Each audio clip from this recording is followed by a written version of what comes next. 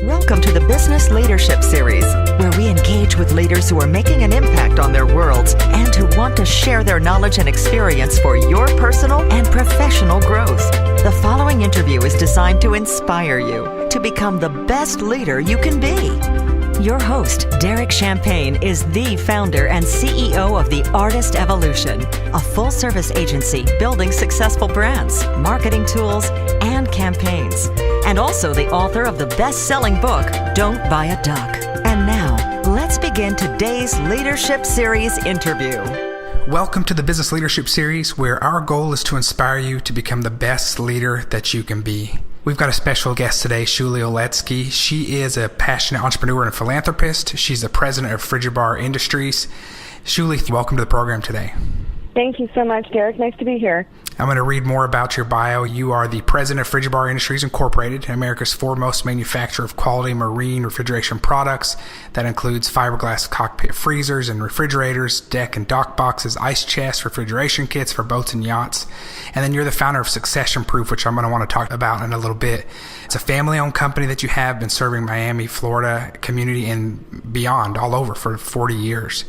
And you are a contributor for the Huffington Post. You are on the board of directors for the Easter Seals Florida, co-vice chair of Easter Seals Get Down to Business Lunch in Palm Beach, boat show committee member for the National Marine Manufacturers Association, alumni of the Goldman Sachs 10,000 Businesses Program, and leadership Palm Beach County. You are busy. Oh, I try. So I first learned about you reading a Forbes magazine article recently, and your story touched me, and it was I said I'd love to interview you and learn more about just some of the changes and things that happened for you and to get you to where you are today. So tell me a little bit about your background, and then how did you get to be the president of Frigibar Industries? I know you were in a different industry for a little while. Just start at the beginning for me. Sure. Well, I grew up on the unconventional path. I didn't do things in the order that you were supposed to do things, and wound up finding that I enjoyed work more than school. I gravitated more towards work. So I went that route. I was in real estate for a good bit of time in my 20s and through my 30s, and was very happy. I had a nice career, and my dad wound up getting very sick. And when he got sick, we had this family business, and somebody had to keep things going. So I stepped in at the time just to help, to try and make sure that what needed to get done got done. So did you, when your dad did get sick, how comfortable were you with running this company? How long had it been around by that time? We had been in business around 37 years when he got ill. And I had been familiar with the business, growing up around it. I would attend the boat shows, and as I got older, I would go and help my dad at the trade shows. That was our special time together. But I didn't have any active role in the business itself, day-to-day operations-wise. I luckily knew our employees, from being around the business, and I just kind of stepped in and did what I had to do. So it wasn't comfortable, but it wasn't uncomfortable. What was the culture like when you came in and were suddenly the new boss after that many years? We're a very small organization, so more like a close-knit family. And, we were very transparent with what was happening with my father and, what the ultimate outcome was going to be from his illness. He wound up with Lou Gehrig's disease, ALS. As most people understand it. And I went in and I talked to them and I said, look, we've got two choices here. Either you can teach me what I need to learn so we can keep things going and we can carry on this legacy, or we can shut it down. And I need your help to make that decision because I didn't know enough to do it on my own. And they agreed. So we got to work, and it was an amazing teamwork exercise and experience to sit down with people who cared so much for my dad and for the business that they were willing to give me a chance. So you came on and you continued the legacy. I mean, he's got a cool story too with his background and just his passion for building this business. And I think it's great that you kept it going. We see this often where there's small businesses that don't have a succession plan and the owner is no longer managing the business or running the day-to-day. The business does not continue. Tell me about SuccessionProof. What is that?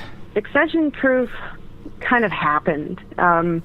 It's something I'm very passionate about. I'm very passionate about the subject of succession planning because of the personal experience that I had. And it developed over the years that I've been running the business. And I'd bump into, friends of mine or colleagues of mine who either had children that were starting to come into the business, which is really cool. When you know that your dads knew each other and now you're starting to take over the business, there's a very interesting connection there. So I'd have a lot of conversations, and with the parents of the children that maybe didn't have plans to take over, I started to have very frank conversations with them about, what do you plan to do for the future? And I was really surprised to learn how many people didn't have a plan. Right. And my advice to them was, don't do this to your kids. Don't put your children through what I had to experience because we didn't have a plan. And I wound up submitting an idea for the Small Giant Summit. I don't know if you're familiar with that group. And, because they have a summit once a year. And I suggested that, we do a topic on succession planning. And they liked the idea, and they asked me to talk about it, and I was like, oh, crap, now I've got to present something. So I started to, write a speech and rack my brain about, what would I want to share? If I had to put this message out there so people got it, they understood what could happen. Right. And this isn't specifically for, it works whether you're planning for long-term retirement, but from my perspective, it was the emergency. It was the, oh my gosh, this has happened to us, what do we do now? And from the speech came the term SuccessionProof, and the domain name happened to be available. So I went from there, and there was all right, now I have a domain name, so I need a logo, and then the logo turned into a website, and it just kind of snowballed from there. And I said, this is a really interesting platform to teach people, hey, this is a very important subject. And when I gave the presentation in Denver in June, it was well received, and I just kind of started to think, what kind of impact I might be able to have to help other people to plan better, so they can really take over in a less stressful way than I had to. Give me a couple quick top takeaways. What are one or two or three things that somebody should know now if they don't have a succession plan? For me, the number one thing is to just have the conversation. Just have the conversation with your family. My dad wouldn't talk to me about succession planning. I tried. I asked him, what are you going to do? You're not going to do this forever. Don't you want to retire and, enjoy, not having to work so hard? And my dad was like this invincible, I'm never going to die, everything's fine. And I learned about a year after he passed away from a friend of his that he really hoped I'd take over the business. And to think that had we just been able to have that frank conversation beforehand, and I knew that he was interested, because I learned after, going through conversations in my head, he had hinted, hey, why don't you move back to Miami? Wouldn't it be great if you lived here? And my dad was always bugging me to come home, so I didn't see any, affiliation between his desire and what his friend told me was he didn't share it with you because he didn't want to pressure you. He wanted it to be a decision if you wanted to take over the business. But from my perspective, his desire to teach me and to want me involved could have really made a difference in the choices that I got a chance to make. Wow. To learn from him and make that decision, with the information that I'd want to have, making such a significant life change, which I wound up doing anyways. Right. I just had to take a long way around. Right. Wow. So step one, have the conversation. What's next? It's the next would be just to make sure that you have all of the important information that somebody would need. If, God forbid, something happened to you, You get hit by a car, God forbid, or, right. Whatever it is, or let's say you have a life-changing experience and, you've decided that your life path is different and you want to go do something else. What are your plans for the business? Because what you decide or what happens to you affects so much more than just you and your family. It affects your employees, it affects your customers, affects your suppliers, which affects their customers and employees.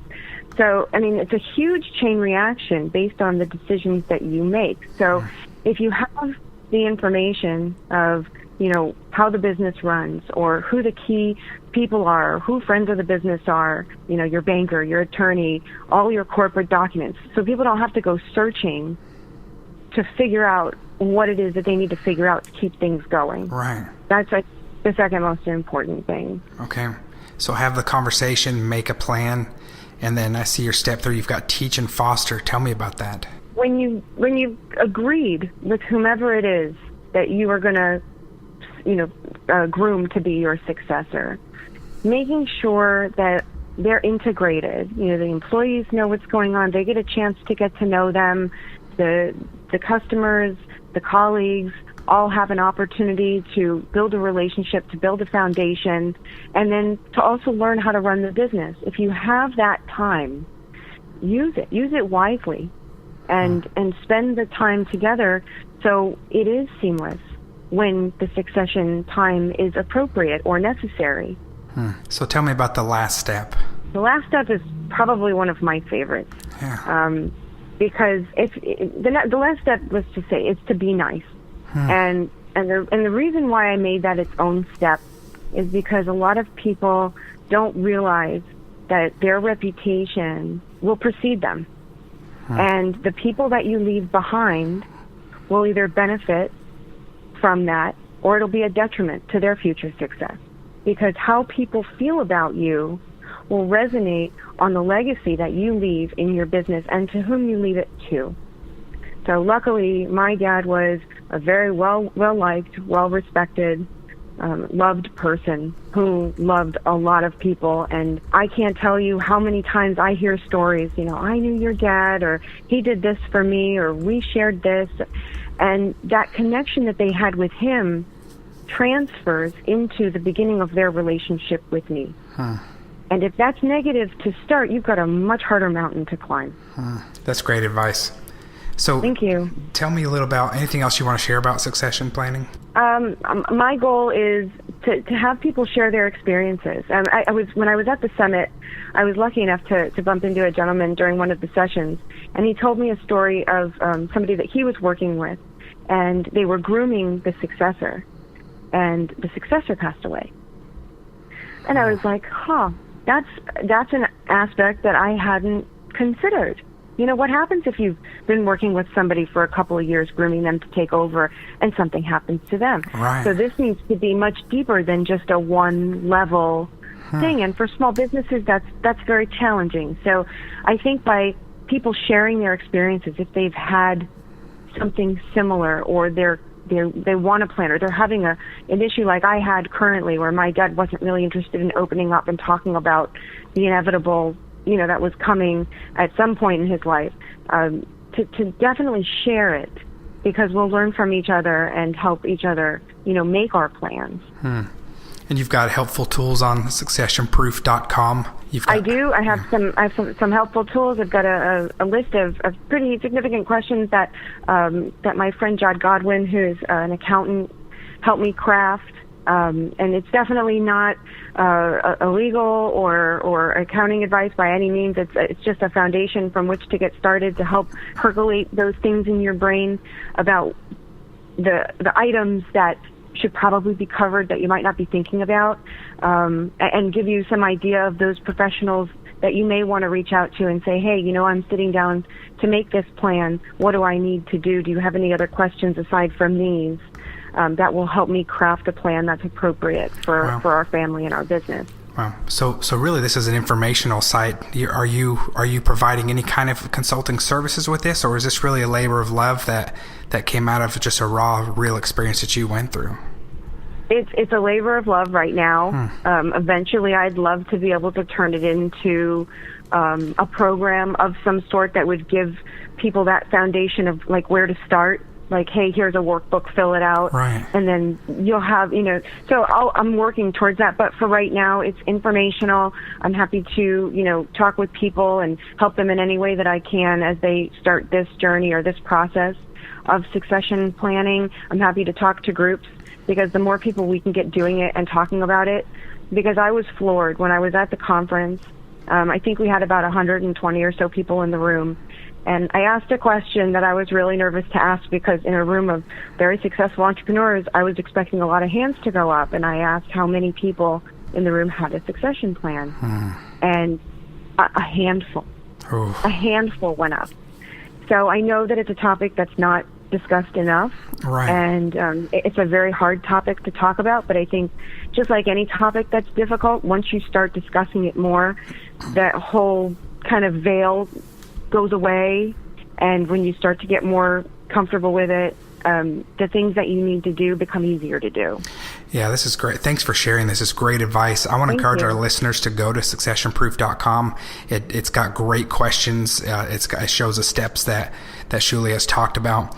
Some business owners they have a family business that the family maybe isn't overly involved in, or maybe isn't even interested in, and sometimes the topic of conversation just doesn't get that deep because it's the owner's labor of love more than maybe the rest of the family. But you're so right that it affects the family, it affects the legacy, it affects the employees and their families and the vendors, and it continues.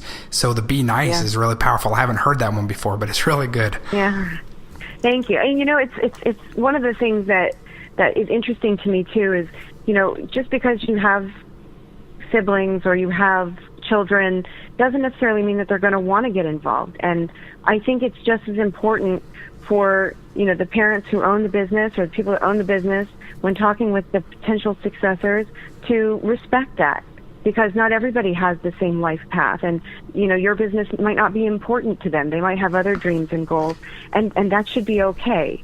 And very interesting, when I went to a conference a few years back about succession planning. It was a panel, and they had a guest on the panel who was a psychologist. And what she did was she actually worked with families that had small businesses and multiple siblings that would be getting engaged as the succession plan was developed, to determine personality-wise which sibling was the right fit for which job, and to help them kind of groom whatever their positions would be, because sometimes when you have lots of siblings involved in a family business, there can be some disagreements and some infighting, some overlap. So to have a professional sit down and through a particular test of whatever it is that they use in psychology to determine, hey, your personality is a really good fit for this position, and the business will benefit mostly if you're in this position. So there's lots of help out there to determine, one, if it's the right fit, if you're thinking about it as a child of a parent who has a business, and vice versa, of a parent who's trying to decide which children they might want to put in the business in certain capacities. So, it's really cool. It's a very, very cool subject. Yeah, it's a tough one to get to sink your teeth into sometimes too. So I love that you're providing a platform for it, and your story is so personal and real. And in your case, I mean, it's such an awful disease, and it happened quickly. And so those that think that if something does happen to them, they'll always have ample time to get things in order. That's not always the case. Right, and not to mention, I mean, my parents worked together when I was growing up, and let's say something happened to them.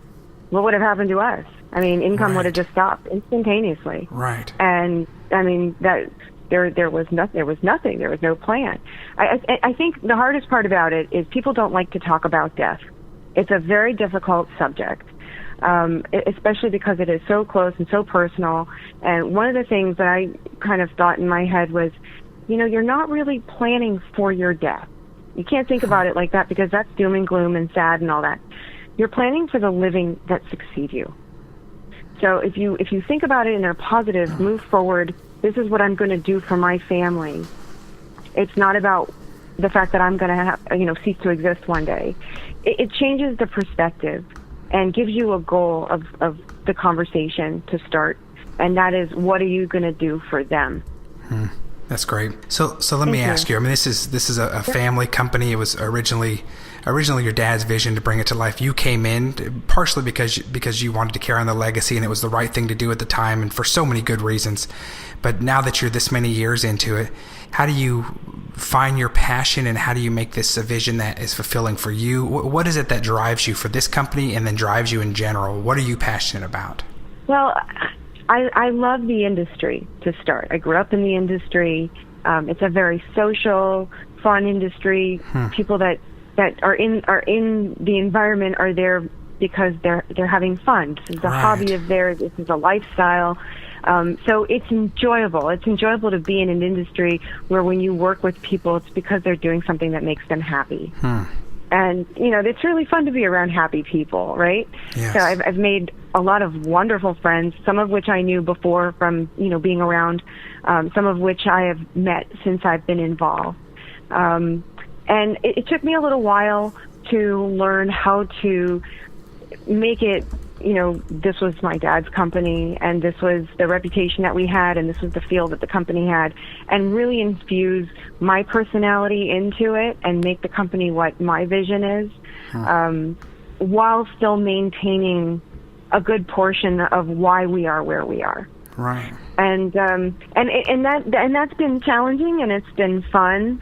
And I think now, since it's been about 6 years, we just celebrated our 45th birthday. Congratulations! Last month. Thank you very much. I really feel like the things that I'd like to do is we're global. I mean, people buy our products all over the world. Boating is a global passion for a lot of people.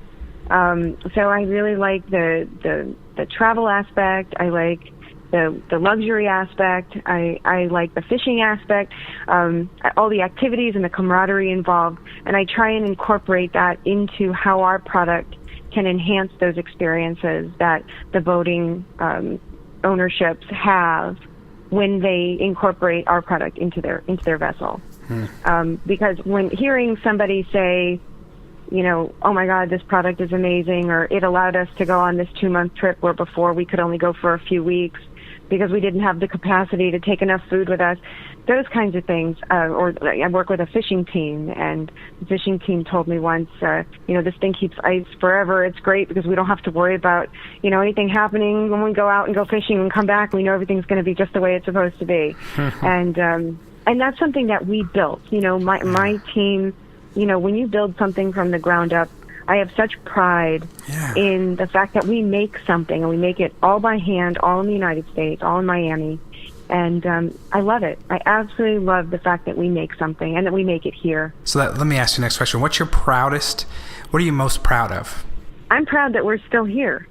That's my proudest. To be able to keep our team together, to be able to have the ability to learn at the rate that I was able to learn. I'm very grateful for my technical ability and my ability to create meaningful relationships with people that have helped me tremendously, because without a lot of people, I would have had a much harder time than I had. And I really enjoy what we've done in terms of being able to keep our employees that have been with us for 15 years, 16 years, employed. That really makes me happy. That is my biggest responsibility, is doing my job so they have one. So tell me about building relationships. I know that relationships are important to you. I read in Forbes where you talked about liking to be able to actually deliver something in person. Tell me more about that. Oh, you know what? I love customer service. I am very, very passionate about customer service. I don't feel that enough companies provide customer service on a personal level. They'll provide service, but they really won't go out of their way if it doesn't benefit them in some way. Right. And I don't think that that's serving the customer at all. I am just as happy to help somebody find the right product even when it's not ours, because that's still an experience that they have with our company. Right. So if I sell them something that's not right for what they need, they're going to wind up being unhappy. And that's not good for either of us. So if I can take, 10 or 15 minutes and say, hey, we're not right for you, but you might want to look into this, and I, peruse the internet for a few minutes and send them a link, and I've helped them in some way, then the next time a friend of theirs says, hi, I'm looking for this, who might they suggest? Right. In addition, because we don't have a retail storefront, and most of our stuff is just shipped, because it's not just a local business, I don't get to meet a lot of my customers. So anytime I have the opportunity to put a unit in my car and deliver it and go to shake their hand and say hello, and or I bump into somebody at a trade show and, hey, I met you at this show, and how's everything going, and whatever happened with that problem, really remembering, the challenges that they've had or the experiences that they've had, and that you remember them, is super important to me. Because I think that you don't sell stuff. You create relationships and friendships, and people buy stuff from you. Right. You build trust, and you make sure that what you're selling is the right product for them, and it's a great thing. That's a great thing when you can provide a service, or I know that you have a service company as well. Right. When you provide something that really resonates with your customer, that makes a difference in their life in some fashion, it's fulfilling for me personally. And I love that. I love that part of the business. I love the people side of the business. And you show that to your employees as well. You wrote an article recently about love in business. I think it was where love fits into your business as an entrepreneur. Tell me a little bit about that philosophy. Without getting too personal, because I value my employees' privacy. Of course. We're very close, and life's not always perfect, and things come up and things happen. And because we are as small as we are, I think we have a culture of teamwork and assistance. So if somebody's having a hard time, whatever it is, they can come to me, and we talk about it. We see what we might be able to do to be flexible, to help things move along, so they can get back on track with whatever it is they need to get back on track. Because as much as people like to think, well, you work here from 8 to 5 or whatever it is, and then you go home and you deal with your own stuff. Your own stuff winds up affecting how you are at work, and how you are at work winds up affecting your own stuff. So the more cohesive those two can be, I think the easier it is for the employees to enjoy what they're doing, both at home and at work. I love it. Yeah, that's really important to me. And you talk about leading out of fear, love, and you have a segment here. I can't claim that love will power your business growth or solve staffing turnover, but I can comfortably say that the love my employees have shown for me and our business is why we're still in business and growing. I think that's powerful as well, to see their return and the love that they have for your product and your business, and even the legacy. Yeah, it's a big deal. It's a big deal because it wasn't money that fueled them to stay on. I at the time, it was 2010, so things were really, really challenging, and they had to make a decision, and it's very touching.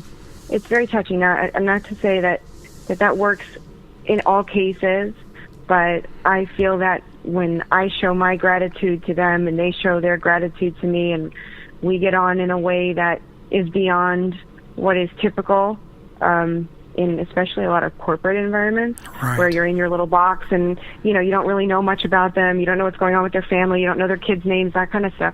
I don't want that in my business. I want to know the people that devote a significant portion of their life to build our products and to make our customers happy. So for those small companies that may not have a big HR team and just have a challenge of understanding how to have that kind of relationship, and they've been more aloof or distant, any practical advice you have for some small but actual steps forward that they can take that start to build that relationship more authentically? I think you have to really care, and I don't think that you can learn that. If you really truly have an interest in people and what makes them tick and what's important to them, then that'll happen naturally. Just like when you meet anybody, just because they're an employee of yours, I don't necessarily think that exercise is any different than just meeting a new business colleague or a new friend or a new boyfriend or girlfriend or whatever it is. You have a natural curiosity about them and their lives, and that interest comes across when it's genuine as caring. So how do you achieve balance in your life? I know that you like to work. I do too. Many of our listeners do. We like to create and accomplish things and build things. But how do you find a balance and a satisfaction between your personal and your professional life? It's kind of funny. I guess it depends on what you consider work. Like I have my projects, SuccessionProof started as a project. That wasn't work to me because it was one of my purposes, right? To get that message out. And if it's fun and I enjoy it, I don't necessarily know I have a very good ability to distinguish what someone would consider work and what they wouldn't. Being in the marine industry, it's a very social industry. So 6 months out of the year, we're trade show, boat show, traveling a lot, but we've got a big group of friends that we engage with at the shows that you see 6 months out of the year, basically, right? You might see them 5 or 6 times during the year, depending on how much you travel. So we work really hard during the day, and then we get together and we really enjoy ourselves at night. So is that work?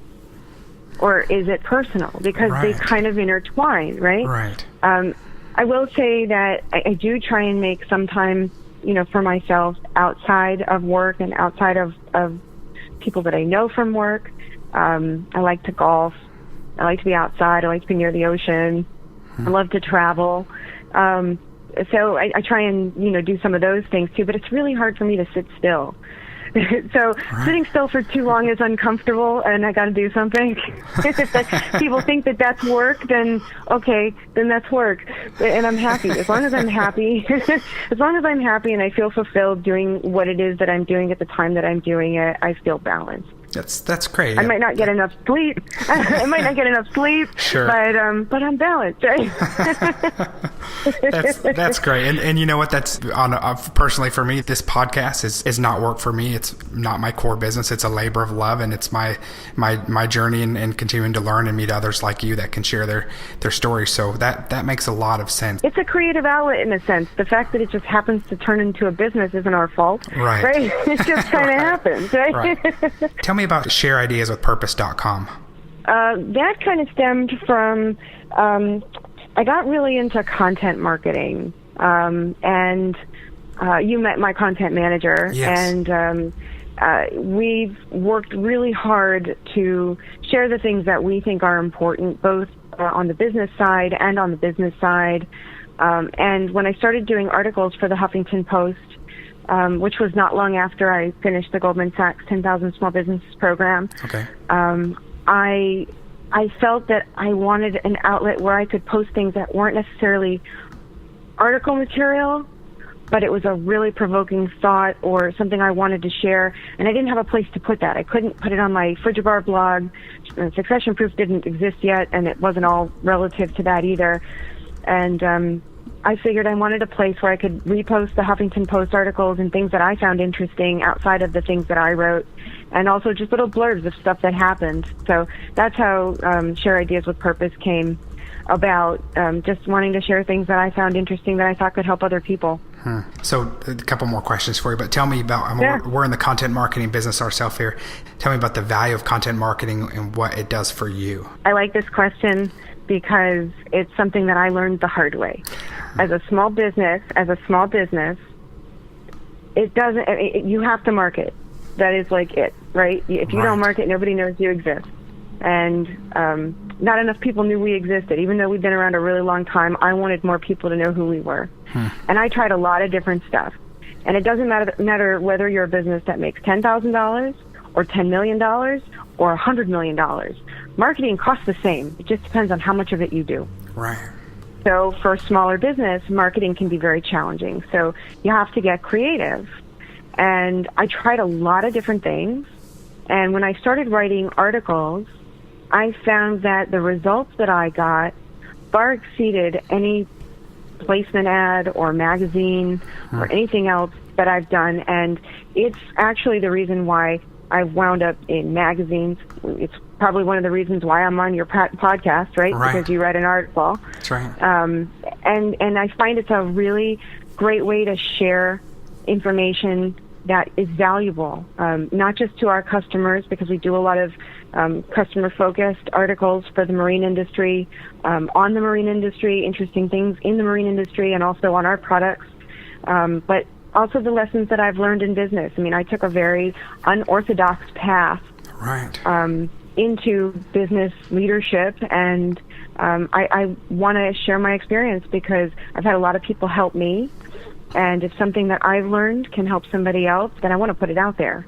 And content can be captured in so many different ways, such as podcasts and your articles and different platforms. But what have you found to be the most effective ways for distribution for you? Has it been blogging? Has it been writing articles? Yeah, I think the blogging and writing articles and sharing our articles, believe it or not, on Facebook and Twitter have led to multiple opportunities to work with other people writing articles and, getting third-party validation because you assist them help their consumer base, which is very rewarding. It does take a little bit of time. You have to really be devoted to being consistent with churning out new stuff. I'm not always very good at that, especially as the number of platforms that I wind up working on grows. Right. But it's been very valuable. I think it's a lot easier for people to find us now because when you produce really good content, Google rewards you. And we've seen an incredible reward in terms of how we come up when people search for our business and for me. Anything that I can do to make our business better makes a lot of lives better, and I'm all for doing that. Great. Any other tips you have for what types of content to write, how to be authentic, to be, what are some of the keys that you do with your content writing that make it so effective? Depends on what the content is. For the technical stuff, like, why you should have a refrigerator on board, that's pretty easy to do because that's based around our products.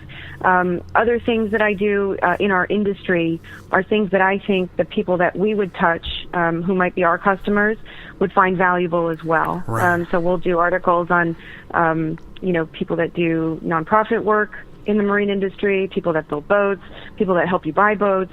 There's a whole bunch of different ways that you can be of value in your industry. Outside of the industry, I really base it on what I'm passionate about, what's important to me. Things that like light bulb thing, go off and be like, hey, I wish I would have known that a year ago. Maybe we should write about it and share it. And that's where those come from. And there are times where I'll come up with an idea and we'll sit on it for a while because it's just not coming out right. It's like, just doesn't feel good. The piece has to feel good and it has to feel authentic. Well, those are my favorite ones. Those are my favorite to learn from too. And I write some articles myself. There's those that we write for our products sometimes, which are keyword based, and it's really for driving traffic. But I love it that you're also writing about what's of interest to you, and because you're more passionate about it, and that comes through when you write that way.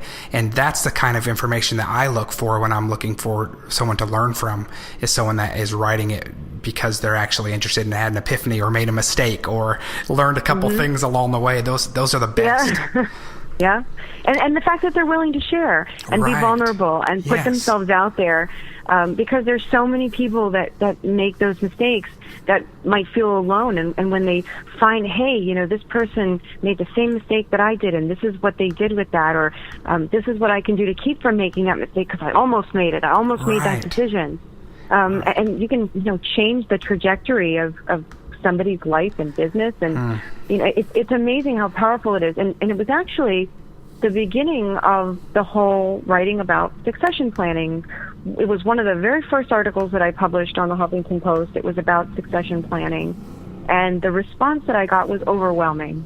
For somebody who was a brand new author, nobody knew who I was. And the fact that it touched so many people, and the email responses that I got of people that read it that said, oh my God, I read this and I do this, and the conversations and the people that I met because of it, I was like, wow, there's something to this whole content thing. We got to do more of this stuff. and I really do. And luckily my content manager is extremely understanding when I sit on a piece for 2 or 3 months because it's just not working. And we'll move on to other things. And then once that final piece comes, it's like, oh, now it clicks and now we can put it out because it works and it makes sense to me. That's great.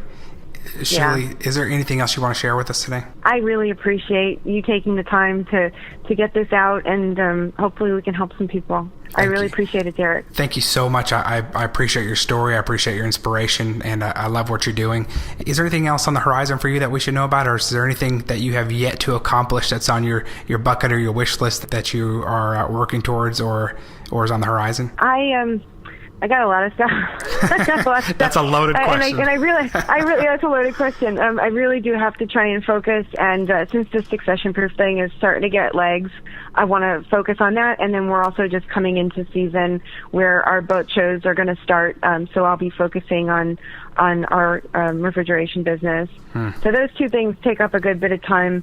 So I can make sure to balance myself and get to the beach every once in a while. I think I'm going to limit it to those two things and kind of see what happens with them. That's great. Shuly, thank you again for being our guest. We look forward to continuing to follow you and watching the great things that you're doing. And congratulations on 45 years with the business. Oh, thank you so much, Derek. All right. Take care. Take care. You've been listening to the Business Leadership Series, where we engage with leaders who are making an impact on their worlds and who want to share their knowledge and experience for your personal and professional growth.